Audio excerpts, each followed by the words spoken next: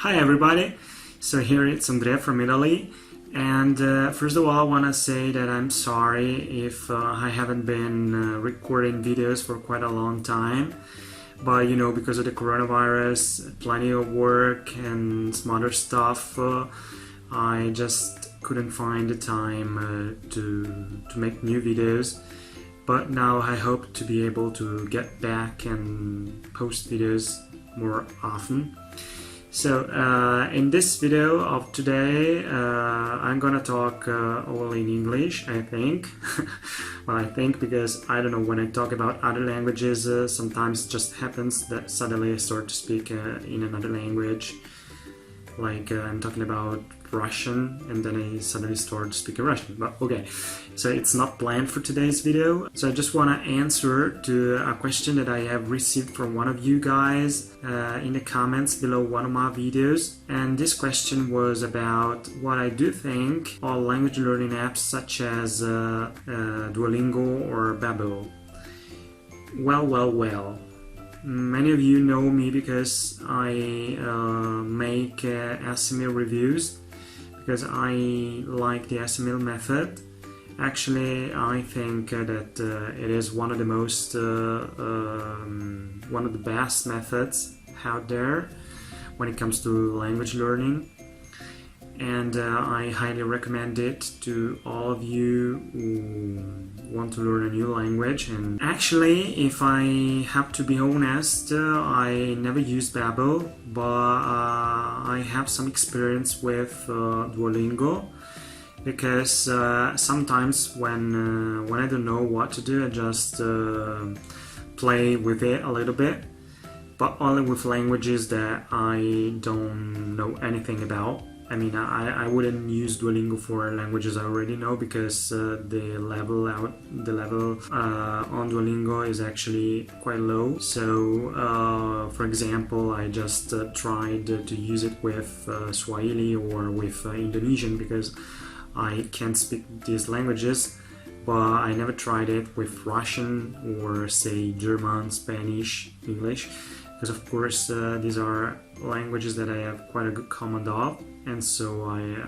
didn't use Duolingo. When it comes to say if Duolingo is worth it or not, well, I would say that it's useful, so you can actually use it, but only if you don't know anything of the language you want to start to learn.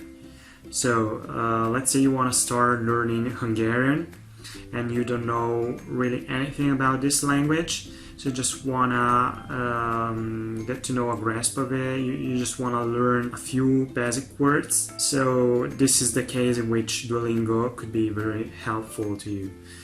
Also because it's kind of a game. I mean, it's not a traditional language course. It's not that boring. You can actually play with it. But when it comes to progress in a language that you have already quite a good knowledge of, then Duolingo is probably not worth the case, because you wouldn't just learn anything from it.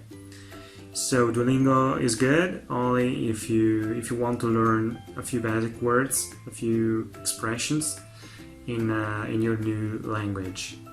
But if you wanted to reach a good level, let's say a B1 level, a B2 level, then I definitely go with other methods. Like I definitely go for other methods, like for example SML. But if you just want to be an A2 in Hungarian, or I don't know, in Swahili, then Duolingo is good. And actually, yeah, as I told you, I don't have any experience with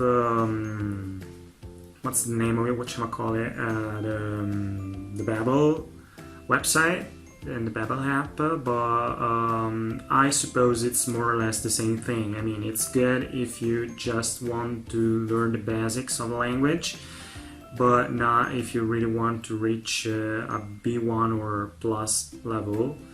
In this case, you should definitely go for other methods. And even if it's boring, traditional grammar books are always good, and they're always the case when you want to progress in a language.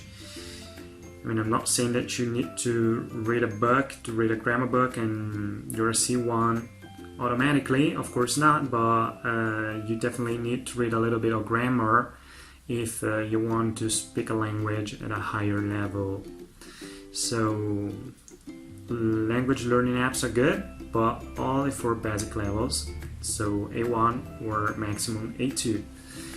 After A2, you should definitely go for other methods, like SMIL or other methods, because actually there's plenty of them.